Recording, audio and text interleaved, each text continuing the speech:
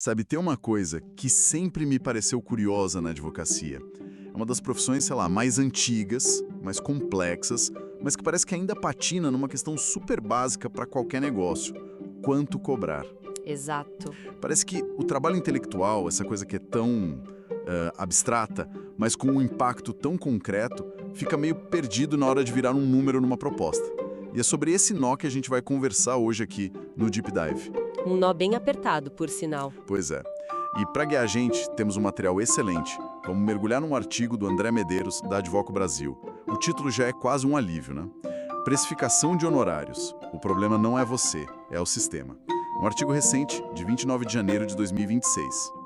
E a nossa missão aqui é essa: tentar entender se o problema é mesmo do sistema e desmontar aquela ideia de que, advogados são ruins de negócio por natureza. Vamos ver as engrenagens por trás desse campo minado. E eu acho que a tese central do André Medeiros é, de certa forma, libertadora.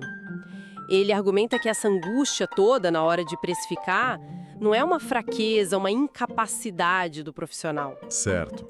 É o resultado do que ele define como desestruturação sistemática.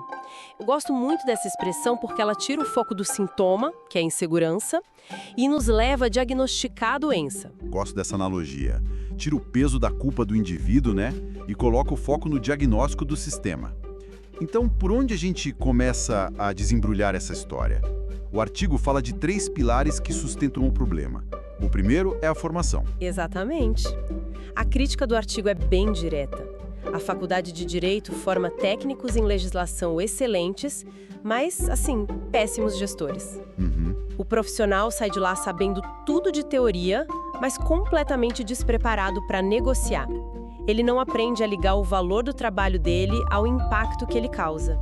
Aí o Medeiros usa uma frase ótima: precificação é poder. Quem controla o preço, controla a narrativa. E se o advogado não sabe controlar o preço, ele perde a narrativa para o cliente. Perde totalmente. E essa deficiência na formação se conecta a uma cultura quase histórica, né?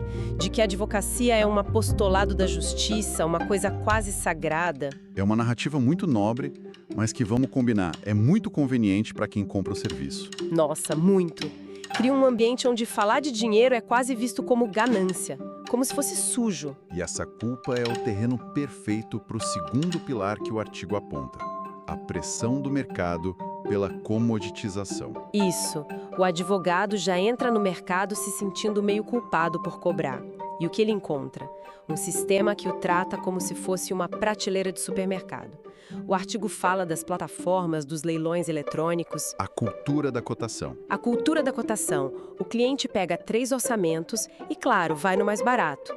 O advogado é forçado a brigar por preço, não a se diferenciar por valor. O serviço vira uma commodity, um saco de arroz, sei lá. A discussão deixa de ser sobre estratégia, sobre experiência e vira uma briga por centavos. O que isso causa no longo prazo? O efeito é devastador, porque treina o mercado a pensar do jeito errado. O cliente aprende que serviço jurídico é tudo igual. Isso força até os bons profissionais a entrarem numa guerra de preços que só achata as margens. E a qualidade, imagino. E a qualidade. É um ciclo que puxa todo mundo para baixo. Então, recapitulando, temos um profissional que se sente culpado por cobrar num mercado que o trata como commodity. E aí vem o terceiro pilar para completar o cenário: a ausência de ferramentas inteligentes. E ferramenta aqui não é só software, né? É a falta de uma cultura de dados. O artigo é muito claro nisso.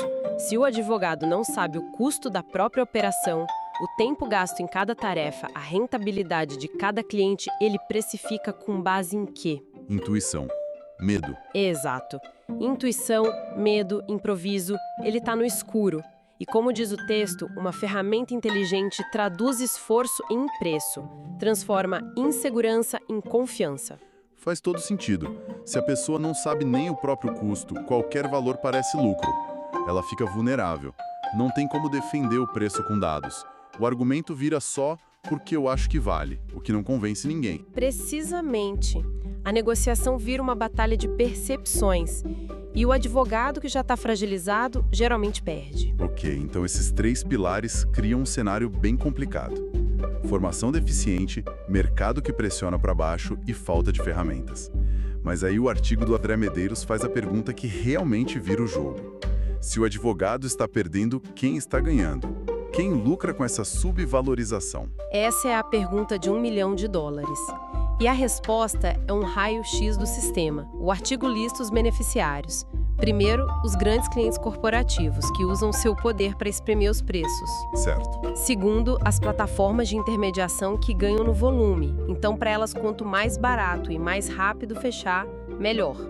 Terceiro, concorrentes que usam o preço baixo como única arma. E tem um quarto beneficiário que o artigo aponta que é, no mínimo, polêmico. Sim, e é o mais provocador. O próprio sistema de justiça. A lógica apresentada é que um advogado sobrecarregado, com margens apertadas, tem menos tempo e energia para ser mais combativo, para questionar o sistema a fundo. Nossa. Ele vira mais um cumpridor de prazos do que um agente de mudança.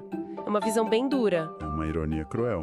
Parece que criaram um sistema que funciona para todo mundo, menos para quem efetivamente faz o trabalho. A desvalorização não parece um acidente, parece um design. Exatamente essa a provocação do texto.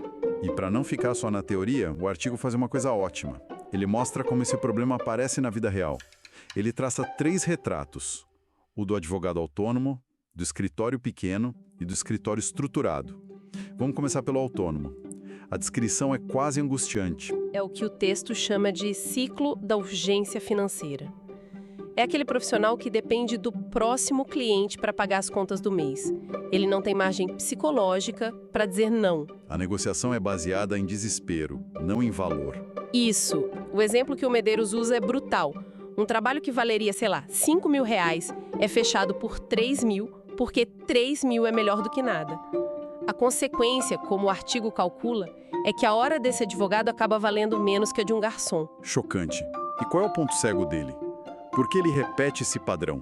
O ponto cego é que ele acha que está resolvendo o problema do agora, mas está criando um problema enorme para o futuro. Cada vez que ele cede, ele ensina para o mercado que o trabalho dele vale pouco. Ele cria um novo padrão, para baixo. Exato. A virada de chave, segundo o texto, é mudar o foco da conversa. Parar de falar de horas gastas e começar a falar do impacto.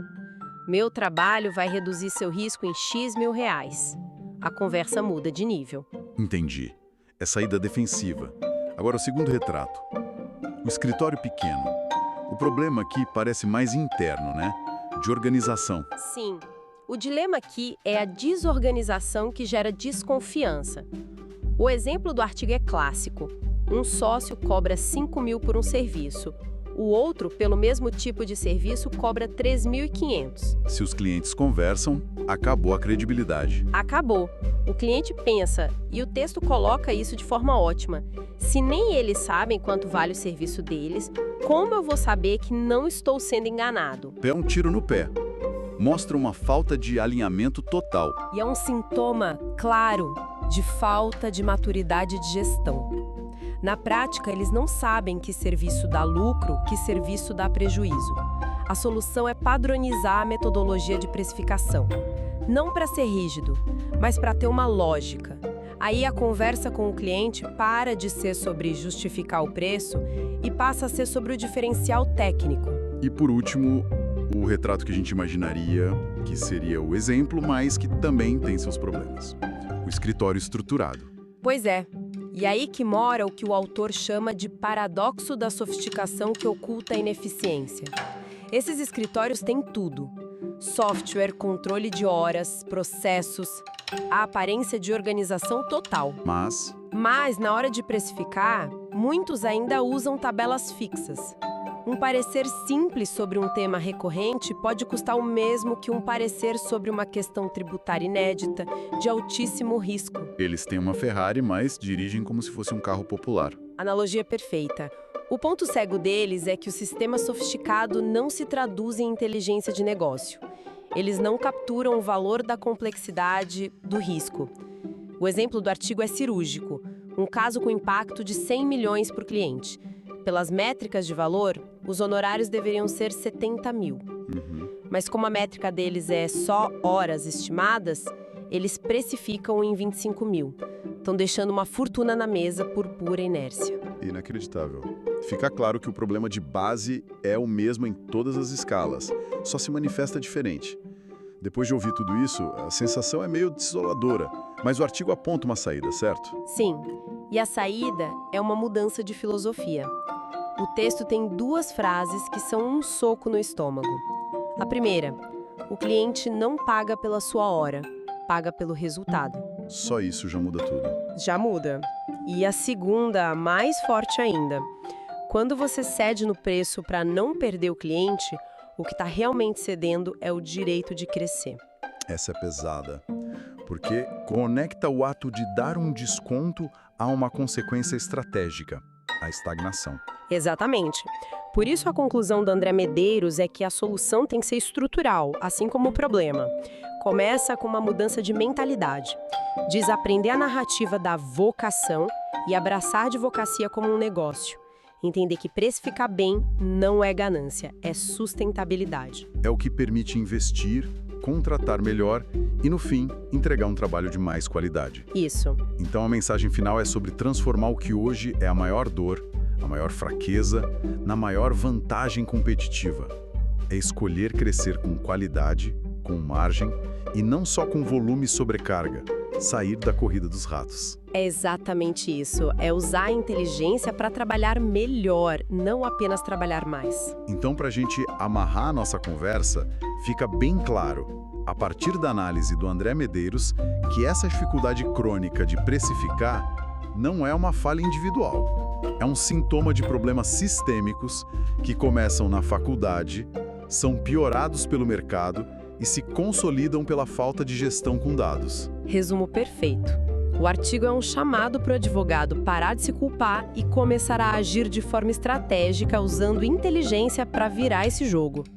Mas sabe, se a gente puder deixar aí uma reflexão final, algo para expandir o que o texto provoca? Por favor. O texto foca de forma brilhante em como o advogado pode e deve se reeducar para justificar o seu valor. A mudança vem de dentro para fora. Mas fica a provocação. E se o próximo nível dessa transformação não for só o advogado justificar o preço, mas sim ele educar o mercado a tal ponto que o próprio cliente passe a ver o preço baixo não como um bom negócio, Mas como um risco. mas como um gigantesco sinal de risco para o negócio dele. Quando o barato deixar de ser visto como vantagem e passar a ser percebido pelo cliente como um indicativo de perigo, aí sim a estrutura inteira terá mudado de verdade.